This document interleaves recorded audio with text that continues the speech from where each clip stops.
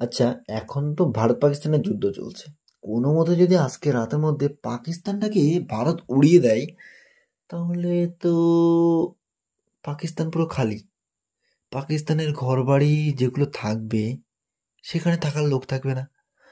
একটা কাজ করলে হয় না, কাল সকাল সকাল গিয়ে পাকিস্তানের একদম টপ টপ যে বাড়িগুলো রয়েছে সেগুলো দখল করব। রাস্তার পাশে জমি জায়গাগুলো সব দখল করব।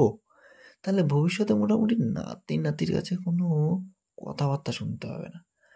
আর গাড়ি বাড়ি তো হবে বিন্দাস। লেট করবো না, অনেক রাত হলো, ঘুমিয়ে পড়ি।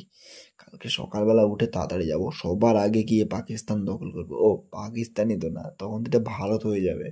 ভাই ভারতের সব থেকে বেশি জায়গা জমি যেগুলো থাকবে সব আমার, ভাই সব আমার। উফ, ভেবেও যেন একটু অবাক হয়ে যাচ্ছি।